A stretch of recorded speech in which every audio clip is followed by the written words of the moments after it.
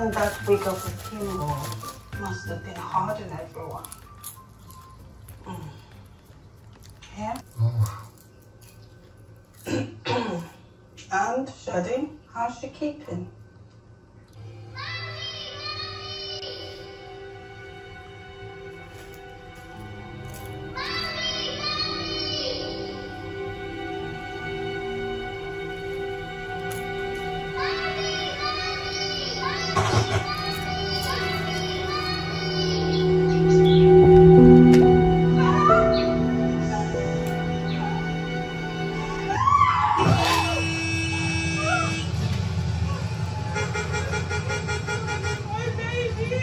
Non, non, non, non, non, non, non. Stop. Et on sort de là. Candidat à l'élection présidentielle, donc interpellé un peu sur tous les dossiers. Oui, et il revenait notamment sur l'émission d'hier soir sur TF1, où dans un contexte de campagne électorale avec d'autres candidats, il a été interrogé sur l'Ukraine, implicitement comme président.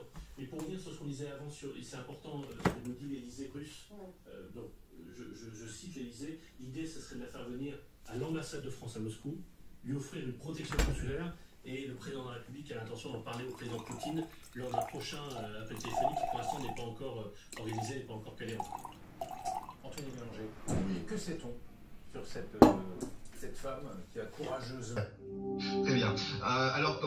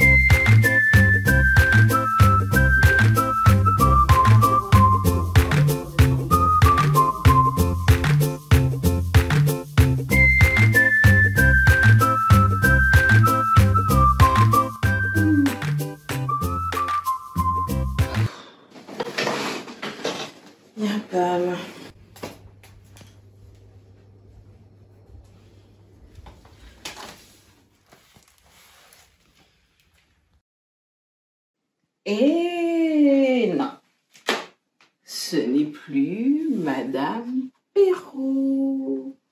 Non, c'est Mademoiselle Élodie Longanne. Et oui, Monsieur Perrault a préféré partir avec une autre.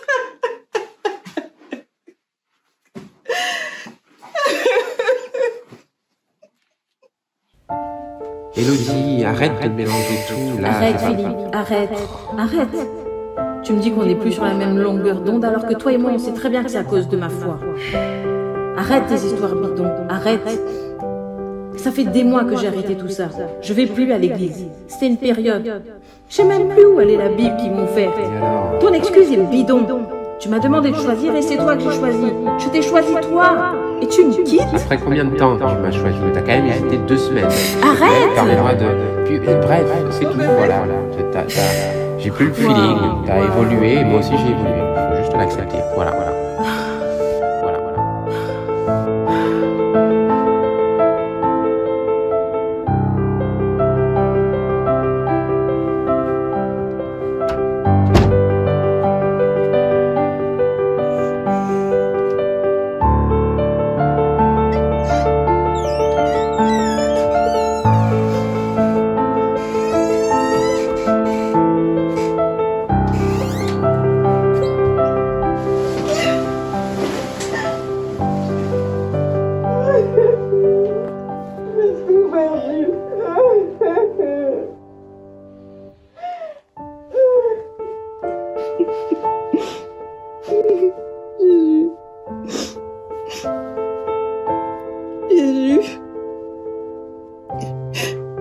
Jésus. Jésus. Jésus. Jésus. Jésus.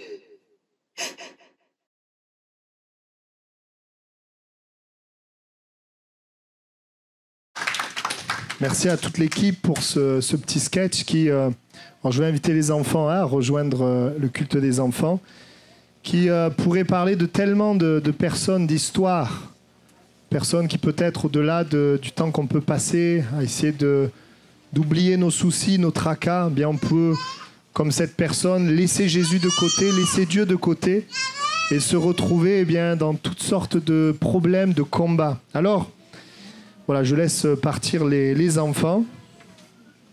J'aimerais ce matin que nous puissions ouvrir la parole de Dieu. Et j'aimerais dire ce matin, oui, le titre du message, donc revenir à Jésus car ce n'est pas trop tard. Ou encore, ce n'est pas trop tard. On va lire ensemble dans Jonas au chapitre 1er. Jonas au chapitre 1er. Et nous allons lire les premiers versets. Voilà, ici, ce matin, quelqu'un est venu avec des regrets, avec des souffrances, avec des combats. Mais j'aimerais te dire que ce n'est pas trop tard. Qu'il y a un espoir pour rebâtir, pour reconstruire. Il y a un espoir pour vivre autre chose. Voilà, donc Jonas chapitre 1er, verset 1. La parole de l'Éternel fut adressée à Jonas, fils d'Amittai, en ces mots. Lève-toi, va à Ninive, la grande ville, et crie contre elle, car sa méchanceté est montée jusqu'à moi. Et Jonas se leva pour s'enfuir à Tarsis, loin de la face de l'Éternel. Il descendit à Jaffo et il trouva un navire qui allait à Tarsis. Il paya le prix du transport et s'embarqua pour aller avec les passagers à Tarsis, loin de la face de l'Éternel. Mais l'Éternel fit souffler sur la mer un vent impétueux, et il s'éleva sur la mer une grande tempête. Le navire menaçait de faire naufrage. Les mariniers eurent peur. Ils implorèrent chacun leur Dieu et ils jetèrent dans la mer les objets qui étaient sur le navire afin de se rendre plus légers. Jonas descendit au fond du navire, se coucha et s'endormit profondément. Le pilote s'approcha de lui et lui dit « Pourquoi dors-tu ?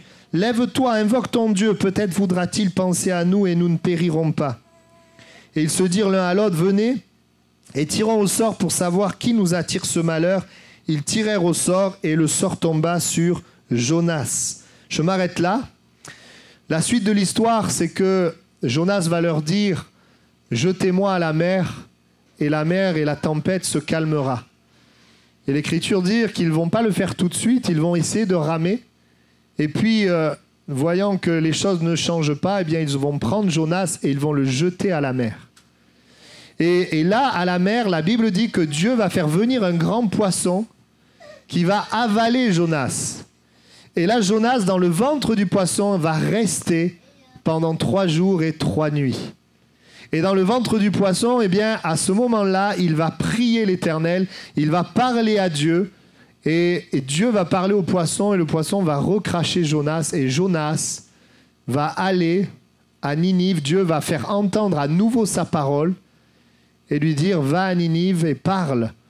Dis aux personnes que leur péché est grand. » Et Jonas va obéir par la suite. Je voudrais ce matin que nous puissions ensemble nous méditer ce texte, nous approcher de ce texte, parce que je crois qu'au travers de ce texte, Dieu veut parler à plusieurs. D'abord, au verset 1 et 2, on voit que Dieu parle à un homme. Dieu va parler à Jonas. Sais-tu que Dieu parle ? Parce que c'est une chose de faire des choses pour Dieu, c'est autre chose que Dieu nous parle. Le grand Dieu de l'univers, le Dieu insondable, le Dieu tout-puissant, il parle. Et sa parole, elle est vie. Dieu va parler à Jonas. Il va lui parler. Et peut-être que dans ta vie, Dieu t'a déjà parlé. Il va parler, il a peut-être parlé, alors quand on dit parler, c'est pas forcément audible, mais il parle à notre cœur, il parle à notre conscience. Jonas, c'est un serviteur de Dieu. C'est-à-dire, c'est quelqu'un qui connaît Dieu, qui a une relation avec Dieu et qui est même un instrument de Dieu La Bible dit un prophète, quelqu'un qui parle de la part de Dieu. Donc Dieu lui parle, comme peut-être Dieu t'a déjà parlé. Et au verset 1 et 2, il est dit que Dieu va lui demander de faire quelque chose.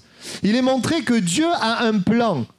Il va lui dire, tu vas aller à Ninive et tu vas parler contre elle. Tu vas leur dire que leur péché est là devant Dieu. Et pourquoi Dieu dit à Jonas d'aller parler comme ça? Même parce que Dieu voulait que les gens de Ninive puissent se repentir.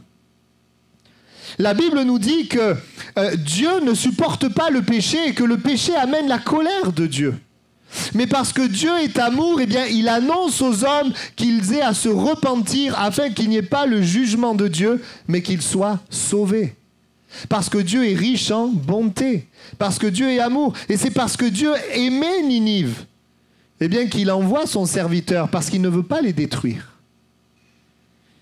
Mais cette parole, comme nous l'avons vu, n'a pas plu à Jonas. Pourtant, Dieu lui demande de faire quelque chose qui est juste, qui est motivé par l'amour. Il lui dit, crie contre elle, préviens-la qu'il y a un jugement à la méchanceté. Et il est vrai que dans nos vies, il y a des moments où Dieu nous montre combien il nous aime, mais Dieu nous dit aussi la vérité. Il nous dit, mais les conséquences du péché, c'est la mort. Et nous pouvons l'accepter comme nous pouvons le refuser. Oui, Dieu a un plan de grâce, de bénédiction, mais pour que ce plan s'accomplisse, il y a besoin de repentance.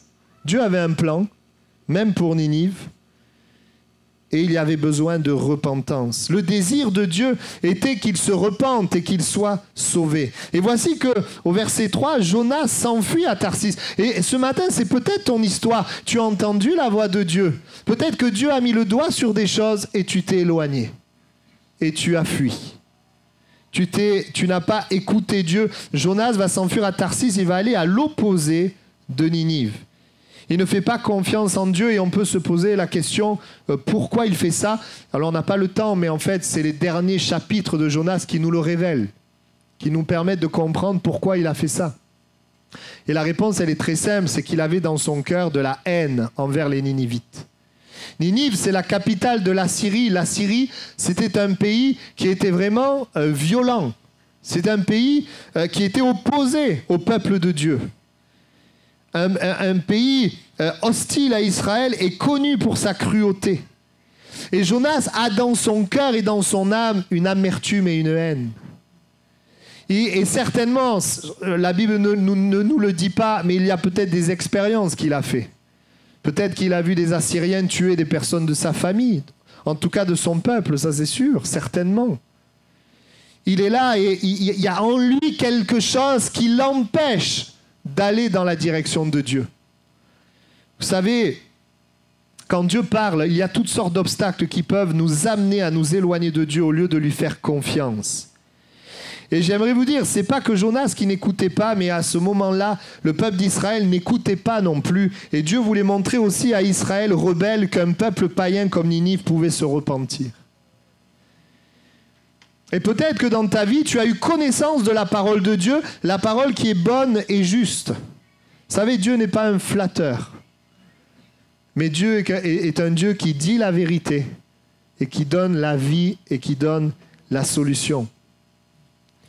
On voit dans le sketch qu'on a vu que cette femme a voulu plaire à son conjoint. S'est éloignée de Dieu pour plaire à son conjoint et en faisant ça, elle a tout perdu. Elle a tout perdu. Merci Seigneur. Comme on le voit dans ce sketch, à la fin, elle crie vers Jésus. Et j'aimerais vous dire que si on avait dû faire la suite, et on aura sûrement une suite, même si ça ne sera peut-être pas la même histoire, eh bien, on verrait qu'avec Jésus, c'est pas trop tard. Que quelque chose peut être reconstruit, rebâti. Et il y a peut-être des choses qui t'ont amené à t'éloigner de Dieu, à t'éloigner de Jésus. Qu'est-ce qui peut nous éloigner de Dieu? Je voudrais citer quelques points. Comme Jonas, cela peut être des sentiments intérieurs, comme la haine. Des sentiments qui finalement vont diriger sa vie. Vous savez, quand il y a des choses qui sont là en nous, eh bien, elles peuvent nous diriger. Quand tu as la haine, tu prends la direction de la vengeance et tu prends la direction de la tristesse. Et cela engendre toutes sortes de problèmes. Et peut-être que tu t'es éloigné de Dieu à cause de ressentis, de sentiments, la tristesse, la peur, la haine. Ce sont différents sentiments liés, évidemment, les sentiments sont toujours liés à des événements, à des choses que nous avons vécues, à des circonstances que nous avons traversées. Des événements que nous n'avons pas compris. Peut-être le mal qu'on a pu nous faire, qui était injuste. Les injustices apparentes. Et cela peut amener en nous une rébellion, des questionnements qui nous amènent à nous éloigner de Dieu, de Jésus. C'est une réalité. Je me souviens, il y a des années en arrière, nous avons fait l'expérience d'une dame qui était malade et elle avait un cancer et elle s'était convertie pendant un été. Je me souviens, j'étais là et après sa conversion, nous nous attendions vraiment à ce que Dieu puisse la guérir. Et moi, j'étais vraiment jeune dans le service de Dieu, je venais à peine de commencer. Et je me souviens de ses parents qui priaient pour elle, pour sa guérison. Et l'Église a prié, nous avons tous prié, mais malheureusement, elle est partie. Et je me souviens, dans ce moment, j'étais jeune serviteur, je connaissais pas tout, mais je me souviens le trouble que ça a pu mettre et combien ça a amené dans mon cœur de prendre de la distance avec la guérison divine. Combien je voulais plus entendre parler de guérison divine. L'incompréhension des circonstances, des événements qui amènent de notre part un éloignement de Dieu, un éloignement de sa parole. Parce qu'il y a des mystères, parce qu'il y a des choses que nous ne comprenons pas toujours. Mais je bénis Dieu de ce que lui-même est venu me chercher et me ramener dans la vérité de Dieu, que Dieu guérit encore aujourd'hui. Et quand je suis revenu dans cette vérité, que je suis revenu à lui, eh bien, j'ai vu plus de guérison que tout ce que j'ai vu dans le passé. Et c'est peut-être ton cas aujourd'hui. Tu t'es éloigné à cause de circonstances qui ont amené en toi des sentiments. Je pourrais parler de bien d'autres choses.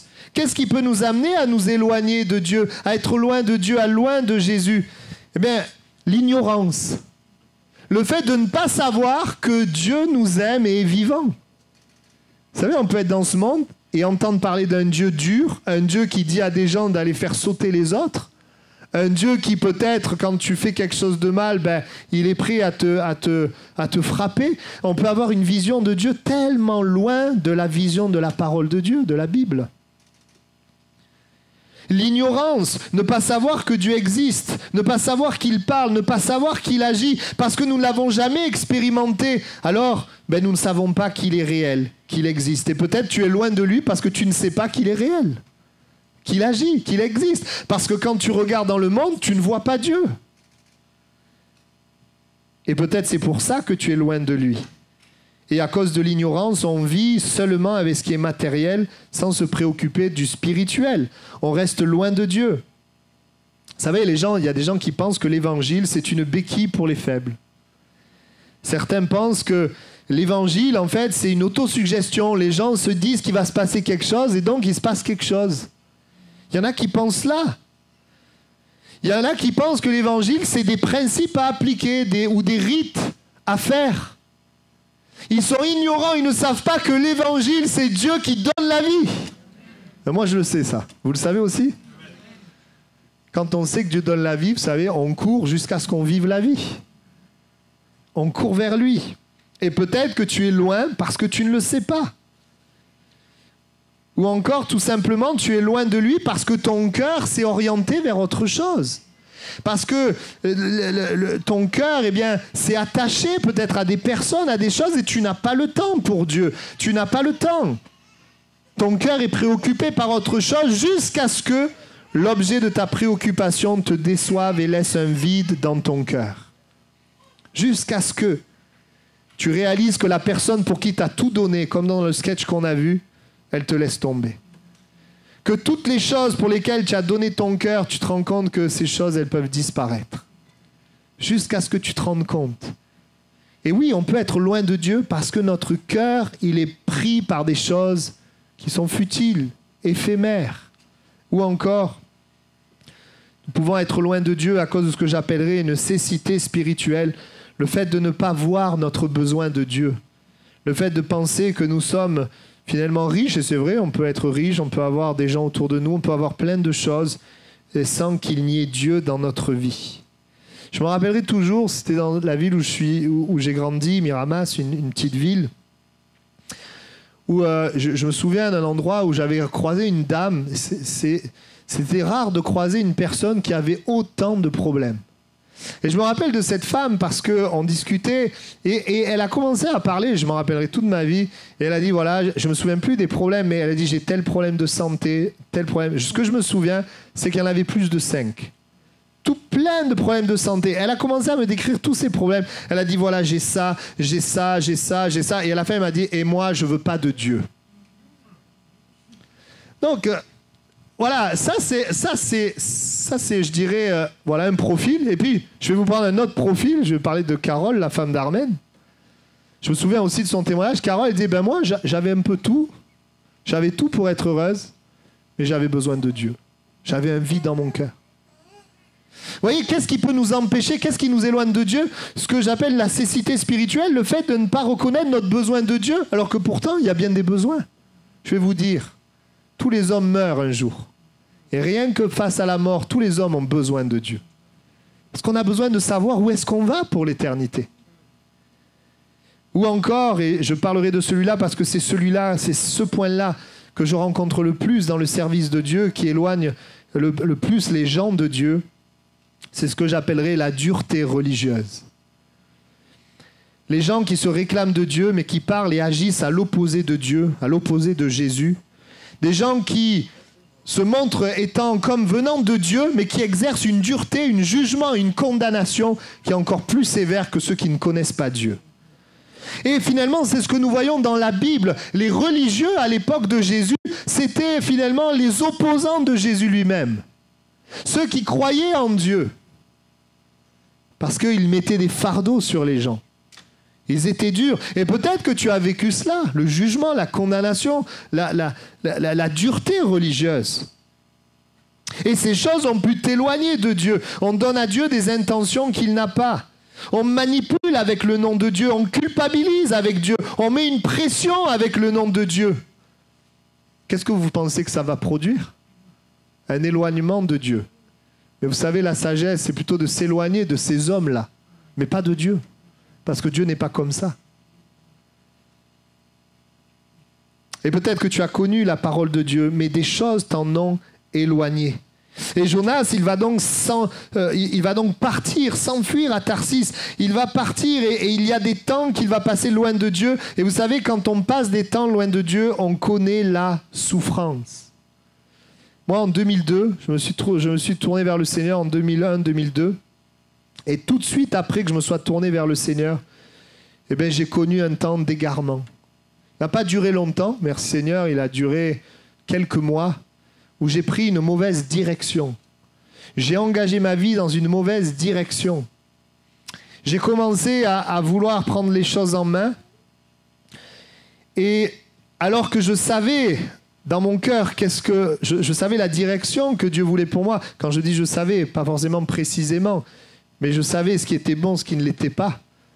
J'ai fait le choix d'aller dans la mauvaise direction. Et je bénis le Seigneur de ce qu'un jour, dans une réunion comme cela, alors que le pasteur prêchait, c'était le pasteur Daniel, eh bien, le Saint-Esprit a parlé à mon cœur. Il m'a dit, il faut que tu coupes. Il faut que tu reviennes. Il ne faut pas que tu ailles dans cette direction. Et je me souviens, et je remercie le Seigneur, je l'ai fait. J'ai accepté. Et je sais une chose, j'ai évité bien des souffrances. Mais le peu de temps où je m'étais éloigné, c'était un temps où intérieurement j'étais mal. J'étais triste. Il y avait d'un côté le plaisir de ma convoitise, de ce que je voulais, et d'un autre côté la tristesse du Saint-Esprit. Et Jonas, c'est certain qu'en s'éloignant comme ça, il va connaître la souffrance. Et j'aimerais vous dire qu'on peut être dans l'église et s'éloigner de Dieu. Regardez la parabole de ce fils prodigue avec ce frère. Le frère était dans la maison du père, mais son cœur était éloigné de son père. Et je ne vous parle pas forcément d'être là à l'église, mais je vous parle d'être avec Dieu, d'être avec Jésus. Et l'Écriture dit, Jonas se leva pour s'enfuir à Tarsis, loin de la face de l'Éternel. Il descendit à Jaffo. Voilà la première étape, il est dit, il descendit Ajapho. Et Japho ou Jaffa, ça veut dire belle. Et vous savez, quand on s'éloigne de Dieu au début, c'est beau. C'est beau, on fait ce qu'on veut. Au début, ça marche. Parce que le diable sait que si ça ne marche pas, tu vas vite revenir vers Dieu. Donc il faut que ça marche. Le temps que tu t'endurcis, c'est quand tu es bien endurci, là, il va pouvoir te détruire. Au début, c'est beau, il descend, il va à l'endroit où c'est beau, et peut-être tu t'es éloigné de Dieu parce qu'il y avait quelque chose qui te paraissait beau. Et la Bible dit, il trouva un navire qui allait à Tarsis. Il voulait aller à Tarsis, il a trouvé le moyen d'y aller. Et quand tu t'éloignes de Dieu, tu as des buts, tu as des plans, et tu peux réussir tes buts et tes plans. Tu peux trouver ce qu'il faut pour aller là où tu veux aller. Et c'est ce qui s'est passé. Il a trouvé le moyen d'aller où il voulait aller, d'aller à Tarsis. Et là, il est dit qu'il paya le prix du transport et s'embarqua pour aller avec les passagers à Tarsis, loin de la face de l'Éternel. Il y a toujours un prix à payer pour aller dans notre direction. Et on est prêt bien souvent à faire des concessions pour ce qu'on veut. Ce qu'il ne sait pas, c'est que le prix qu'il va payer là ne va pas l'amener à Tarsis. Il va payer pour rien. Et il y a des moments où dans notre volonté, on est prêt à faire des concessions. On paye un prix et on ne sait pas que le prix qu'on paye, on va tout perdre. Mais la Bible dit, vous voyez, ça c'est l'amour de Dieu, la fidélité de Dieu. Vous savez, quand vous avez connu Dieu et que vous éloignez, Dieu n'est jamais loin. L'Éternel fit souffler sur la mer un vent impétueux. Il s'éleva sur la mer une grande tempête. La Bible prend le soin de nous préciser que cette tempête, elle venait de Dieu. Il y a des tempêtes qui ne viennent pas de Dieu. Mais celle-là, c'est écrit, c'est Dieu qui va faire souffler la tempête. Pourquoi? Et ça, c'est intéressant. Dieu n'a pas amené la tempête pour que tout le monde se noie. Bien sûr que non. Vous savez pourquoi Dieu a envoyé la tempête? Pour ramener Jonas à se repentir. Pour amener Jonas à changer d'avis. Pour amener Jonas à dire, on va au prochain port et puis là, je retourne et je vais là où Dieu m'a dit d'aller. Parce qu'à un moment donné, eh bien oui, Dieu voit que Jonas part dans une mauvaise direction. Alors, il y a une tempête qui se lève, un vent impétueux. Il ne permet pas à Jonas de continuer dans cette direction de mort. Dieu vient l'arrêter pour que Jonas puisse faire marche arrière. Et peut-être c'est ce qui s'est passé pour toi. Ce moment où tu t'es éloigné de Dieu, eh bien, Dieu a agi pour te ramener. Peut-être qu'il t'a parlé, il t'a averti de différentes manières. Il t'a averti par l'Esprit, peut-être qui habite en toi, par des conseils, par des paroles inspirées, par une parole de Dieu, ou tout simplement, il t'a averti, comme dans ce texte, par la situation qui commence à se passer, pas comme tu as prévu. La situation qui commence à tourner au vinaigre, ça commence à être compliqué, c'est le début des problèmes. À ce moment-là, écoutez-moi, Jonas aurait pu se repentir et décider de revenir en arrière. La Bible dit, on l'a lu, le navire menaçait de faire naufrage, verset 5. Les mariniers eurent peur, ils implorèrent chacun leur Dieu, ils jetèrent dans la mer les objets qui étaient sur le navire afin de le rendre plus léger. Et regardez ce qui est écrit. Image de ce que beaucoup font. Jonas descendit au fond du navire, se coucha et s'endormit profondément. Un peu comme dans le sketch. Jonas ne se repent pas. Vous savez ce qu'il fait? Il cherche à fuir les gens. Il va au fond du navire. Il s'isole. Et c'est peut-être ce que tu as fait quand Dieu est venu te chercher. Peut-être que tu t'es isolé. Tu es allé loin. Et tu as essayé qu'on te laisse tranquille. Loin de ceux qui me parlent de Dieu. Je me rappelle ce jeune. On lui parlait de Dieu et puis il est parti loin et il allait à un endroit, il était entouré d'églises. et il s'est retrouvé avec des chrétiens qui lui parlaient de Dieu, même loin. Parce que tu ne peux pas fuir Dieu.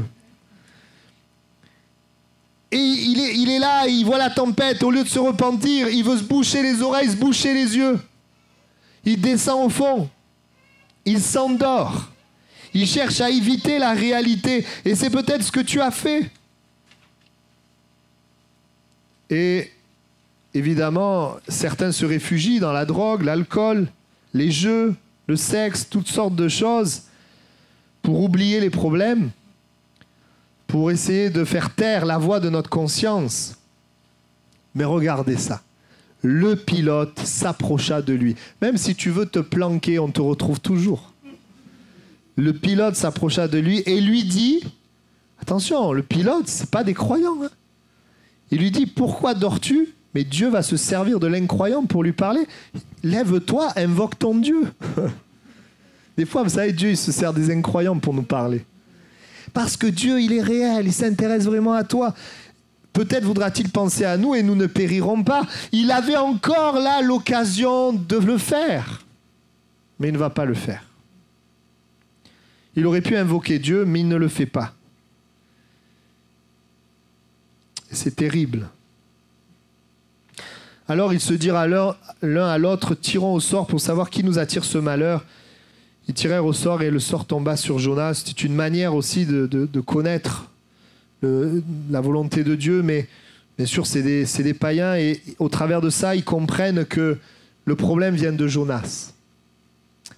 Alors ils lui dirent, que ferons-nous pour que la mer se calme? Et Jonas va dire cette phrase quand même étonnante. Il va dire, prenez-moi et jetez-moi dans la mer et la mer se calmera. Quand même. Il préfère qu'on le jette dans la mer plutôt que de crier vers Dieu, se repentir et que les choses changent. Et peut-être que toi aussi, tu as eu des pensées comme ça, pensées de mort, se disant, mais vaut mieux que je meure, que ça soit fini, plutôt que revenir vers Dieu, plutôt que d'espérer en Dieu. Et ces braves hommes qui sont là, ils vont ramer, mais ne vont pas réussir à rejoindre la terre, donc ils vont finir par le jeter à la mer. Mais est-ce que vous voyez dans cette histoire le nombre d'occasions que Dieu donne pour que Jonas puisse revenir? Et voilà la situation de Jonas qui est encore pire qu'au départ. On peut dire qu'il est aux portes de la mort. Quelqu'un vous le jetez dans la mer, mais il n'y a pas d'espoir. Il n'y a pas d'espoir. Voilà ses rêves de rejoindre Tarsis disparaître. Le prix qu'il a payé, c'est pour rien. Il est dans une situation désespérée. Et peut-être que c'est le cas de quelqu'un aujourd'hui. Peut-être que c'est ton cas. Tu pensais prendre la direction de l'abondance et tu te retrouves proche de la mort. Situation désespérée. Déception d'avoir fait des sacrifices pour rien. Et regardez où est-ce que cela peut nous mener. Tout ça parce que cette amertume pour les Ninivites, bien, ils voulaient pas s'en séparer. Et là encore, l'amour de Dieu, la grâce de Dieu, Dieu qui est fidèle, il fit venir un grand poisson pour l'engloutir. Pas pour le croquer, hein, pour l'engloutir tout entier. Et Jonas fut dans le ventre du poisson 3 jours et 3 nuits. Vous savez, dans le ventre du poisson, il n'y avait pas de lumière. Il faisait froid. Qu'est-ce que vous pensez qu'il y avait dans ses pensées? Eh bien, dans ses pensées, il devait se dire, c'est la fin, c'est fini, c'est terminé. Je vais mourir et je vais mourir d'une manière assez horrible, excusez-moi. Mais à ce moment-là, moi je dis quand même, il aurait pu le faire avant. Mais mieux vaut tard que jamais. À ce moment-là, il pria l'Éternel. Jonas chapitre 2 verset 2. Jonas dans le ventre du poisson pria l'Éternel son Dieu. Est-ce que tu as vu comme il est dur? Et il y a un espoir pour lui. Donc il y a un espoir pour toi. Et il dit, dans ma détresse, j'ai invoqué l'Éternel, il m'a exaucé. Du sein du séjour des morts, j'ai crié et tu as entendu ma voix. Il va crier à Dieu. Et vous savez quoi? Il va aussi revenir à Dieu. Mais la suite du texte montre qu'il ne va pas revenir d'un cœur tout entier.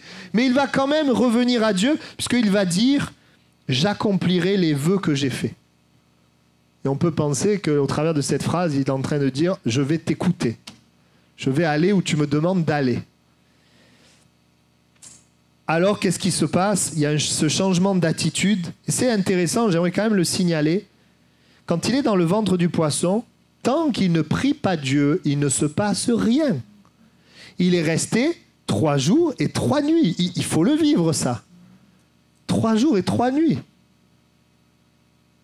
Quand est-ce que quelque chose a pu se débloquer? Quand il a crié vers l'Éternel. Écoute-moi, Dieu n'est pas loin. Mais Dieu ne fera pas ce qui t'appartient de faire. Notre part est de crier à lui. Sa part est de nous délivrer. Sa part est d'agir.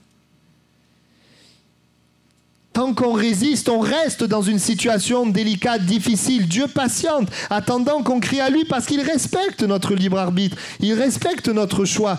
Tant qu'on ne dit rien, on n'est pas heureux. Vous pensez qu'il était heureux là-dedans? Ça me fait penser au psalmiste qui dit « Tant que je me suis tu, mes os se consumaient. Je gémissais toute la journée. Tant que je n'ai pas parlé, tant que je n'ai pas reconnu le problème, tant que je ne me suis pas adressé à Dieu, eh bien, je me voyais dépérir. » Et il invoqua l'Éternel. Et regardez, oh la grâce de Dieu, ce n'est pas trop tard. Dieu parle au poisson de recracher Jonas, et le poisson recrache Jonas sur la terre ferme. Alors la parole de l'Éternel fut adressée à Jonas une seconde fois en ces mots. Lève-toi, va à Ninive, la grande ville, et proclame-y la publication que je t'ordonne. Et Jonas se leva et alla à Ninive selon la parole de l'Éternel. Or Ninive était une très grande ville de 3 jours de marche. Je termine. J'aimerais te dire ceci. Quand il a décidé de revenir à Dieu par une prière, Dieu lui a donné une nouvelle chance. Et Dieu te donne une nouvelle chance. Et malgré ses résistances, malgré ses erreurs, malgré sa folie, malgré son entêtement, Dieu lui donne une nouvelle chance. Il y a de l'espoir pour toi. Ce n'est pas trop tard. Cette fois, Jonas obéit. Et ce qui me touche, vous savez, moi, si j'avais quelqu'un comme ça, je lui dis de faire un truc et il me fait tout ce qu'il a fait, je lui dis, écoute, je vais te donner une nouvelle chance, mais je vais te demander quelque chose de plus petit. Hein, parce qu'avec ce que tu m'as fait, mais Dieu lui donne la même mission. On pourrait dire, il a eu le plan A, il va avoir le plan B. Non, il a eu le plan A, il a encore le plan A. Dieu lui a dit, tu vas aller à Ninive, il fait tout ça, il crie à Dieu et Dieu choisit de se servir de lui encore. J'aimerais te dire, le plan de Dieu ne change pas. Il t'aime et il veut se servir de toi. Il veut te donner ce qu'il y a de meilleur si ton cœur se tourne vers lui. Vous savez que le salut de Ninive, parce que l'Écriture dit que Ninive va se repentir et qu'ils vont être sauvés. Ninive, c'était une des plus grandes villes, des villes les plus vastes du monde antique. Le réveil de Ninive, cette action de Dieu, est une des œuvres les plus belles et glorieuses de l'Ancien Testament. C'était un honneur pour Jonas de servir Dieu dans une telle dimension. Et moi, je trouve ça extraordinaire que les plus grandes œuvres ne sont pas pour les meilleurs. Les plus grandes œuvres, elles sont pour nous. Je dirais qu'elles sont données par la grâce de Dieu. La faveur imméritée de Dieu. Dieu veut te donner ce qu'il y a de meilleur. Il voulait utiliser Jonas pour que sa vie soit utile, pour sauver toutes ces personnes de l'enfer, pour amener toutes ces personnes dans l'éternité. Et la Bible dit qu'il y avait beaucoup d'enfants. Jonas a été utilisé par Dieu pour le salut de beaucoup d'enfants, beaucoup d'hommes et de femmes. Malheureusement, la suite de l'histoire montre que Jonas avait besoin d'une œuvre de Dieu dans son cœur. Car après la repentance de Ninive, il n'était toujours pas content parce qu'il n'a pas laissé le Seigneur lui enlever la haine qui était dans son cœur. Il n'a pas voulu lui remettre. Mais j'aimerais te dire ceci, ce qui te fait mal, si tu le remets à Dieu, il va l'enlever. Maintenant, si tu veux le garder, il te laisse le garder, mais ce n'est pas ce que Dieu veut. Dieu aurait voulu faire une œuvre complète dans le cœur de Jonas. D'ailleurs, Dieu va parler à Jonas. Est-ce que tu fais bien de t'irriter? Alors il va avoir le toupet de répondre, oui, je fais bien de m'irriter. Mais au travers des paroles de Dieu, c'était encore une main tendue pour le changer. Bien-aimés, nous suivons un Dieu qui veut nous donner la vie à l'intérieur et qui veut se servir de nous pour communiquer la vie. Amen. Et Dieu est capable d'enlever ce qui te détruit, d'enlever la haine, la honte, la tristesse, la peur, tout ce qui peut être là en toi. Dieu veut se servir de toi et il veut guérir ton cœur. Et ce matin, eh bien, nous allons prier. On va incliner nos têtes quelques instants. Mais peut-être quelqu'un, alors, peut-être que tout ce déroulement peut parler à une personne. Peut-être que c'est simplement quelques points de ce message qui te parle. Mais peut-être que tu as connu Dieu et tu t'es éloigné de lui à cause de différentes raisons. Je ne vais pas revenir sur ces raisons. Mais aujourd'hui, tu as la possibilité, l'opportunité de le connaître. Peut-être qu'au début, sans Dieu, ça a marché. Mais vite fait, les choses se sont gâtées. Et le Seigneur a permis des moyens pour te ramener. Parfois, il l'utilise parce que Dieu ne veut pas que nous souffrons. Il utilise des moyens simples comme l'annonce de la parole, comme ce matin. Mais il peut utiliser des moyens plus forts, comme cette tempête qui était là. Non pas pour le détruire, non pas pour qu'il se noie, mais pour amener un changement d'attitude dans le cœur de Jonas. Les choses ont empiré. Il a été jeté à l'eau, il a été proche de la mort et peut-être que quelqu'un vit cela ce matin. J'aimerais te dire de la part de Dieu, il n'est pas trop tard pour revenir à Dieu.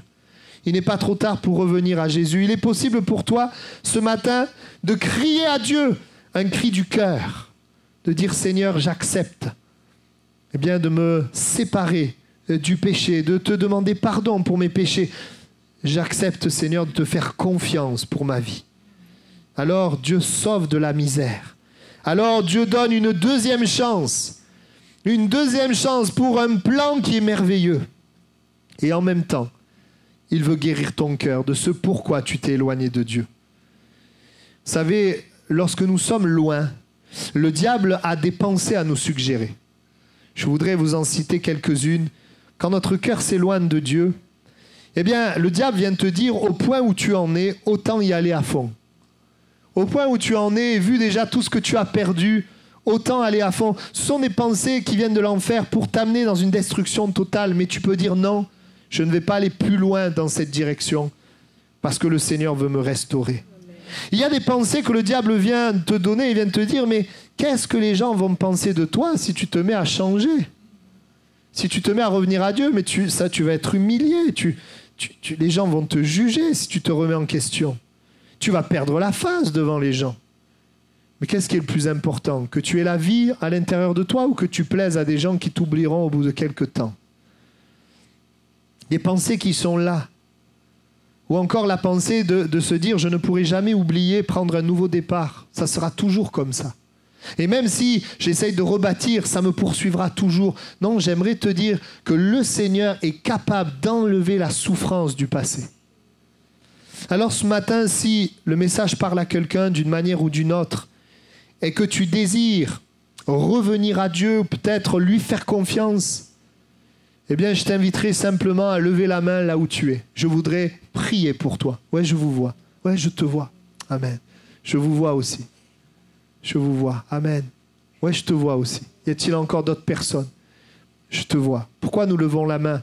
C'est une manière de manifester la foi. De dire ce message au-delà d'une histoire, d'un Jonas qui est avalé par un poisson, au-delà d'une histoire. Je crois que Dieu veut écrire mon histoire, que Dieu veut faire quelque chose dans ma vie. Y a-t-il encore quelqu'un qui a besoin de la grâce de Dieu? La porte de la grâce est ouverte. Oui, Dieu te voit. J'aimerais vous dire ceci.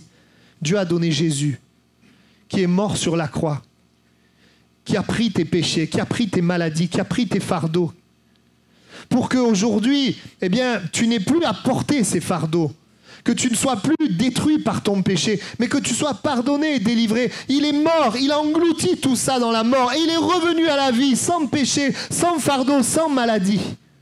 Et la Bible dit que ceux qui croient en lui, ils ont la vie éternelle et la vie abondante. Et ce matin, revenir à Dieu, c'est venir à Jésus. Et toi qui as levé la main, je te demanderai simplement de croire que Jésus t'accepte, de croire dans ce sacrifice de Jésus pour toi. Nous prions maintenant le Seigneur avant de conclure ces moments. Pour toutes les personnes qui ont levé la main, l'Église, nous prions ensemble. Nous croyons, Seigneur, ce matin que tu es présent au milieu de nous. Et que ta parole n'est pas un cours, mais ta parole, c'est une parole vivante qui produit la vie. Et c'est ton esprit qui parle au cœur et qui agit. Et ce matin, tu montres à chacun que ce n'est pas trop tard. Et que tu as un plan merveilleux. Ce matin, tu fais taire la voix du diable. Et tu mets cette parole d'espoir dans les cœurs. Tu vas conduire ces bien-aimés. Je prie pour une guérison intérieure. Je prie pour que ce qui est là et qui a détruit, qui a été à l'origine de l'éloignement de Dieu, soit amené à la croix, soit amené à Jésus. Je prie afin que tu interviennes. Et je déclare la victoire de Christ. Tu interviens maintenant, Seigneur, dans leur cœur. Je déclare aussi que tu leur donnes un sens, un but à leur vie.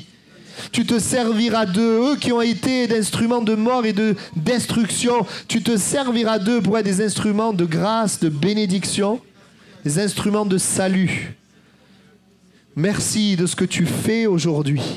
Le Seigneur touche ton cœur. Il y a parmi les personnes qui ont levé la main, des personnes qui ont vraiment des problèmes à l'intérieur. Et le Seigneur, il agit dans ces problèmes. Il veut que par la foi, tu saisisses qu'il te touche parce que tu lui donnes ce problème. Il te guérit, il fait de toi une nouvelle création. Il te dit les choses anciennes sont passées, toutes choses sont devenues nouvelles. Christ habite en toi. Et c'est lui en toi qui va te permettre de vivre une vie de victoire, une vie différente. Ce n'est pas tes propres forces. Le Seigneur te touche maintenant. Il te fait du bien. Ouais, nous te remercions, Seigneur. Nous te remercions pour ta parole, pour ta bonté, pour ta fidélité. Tu fais du bien à nos bien-aimés qui sont là. Je pense particulièrement à ceux qui sont là pour les premières fois. Tu fais du bien à leur cœur. Tu leur montres que tu n'es pas loin, mais que tu es proche. Merci, Seigneur. Amen. Amen. Quelle grâce nous avons d'avoir un Seigneur vivant. Amen. Voilà, que le Seigneur vous bénisse, vous qui avez levé la main, je sais qu'il est présent, je sais qu'il agit. Alors je vous donne un conseil. Vous savez, quand on a un moment comme ça où nous recevons par la foi, nous avons besoin ensuite de nous positionner dans nos pensées. Cela veut dire que, vous voyez, quand on prend une décision, Dieu agit, mais vous savez, le diable, il continue d'agir. Demain, après-demain, il va continuer d'essayer d'envoyer ses pensées, avec toute la douleur, la souffrance que ça amène. Nous devons prendre une position de foi. Et lorsque les pensées arrivent, nous avons le pouvoir de dire non, ces pensées, je les ai remis dimanche matin au Seigneur. Je n'ai plus besoin de les alimenter. Non, le Seigneur est avec moi. Amen. Donc, gloire à Dieu. Le Seigneur est vivant et puissant. Et donc, nous marchons dans ce chemin de foi. Amen. Amen. Que le Seigneur vous bénisse tous. Bon dimanche à chacun. Théo, vous voulez dire quelque chose, Théo? Ah, d'accord. Amen. Soyez bénis. Bon dimanche.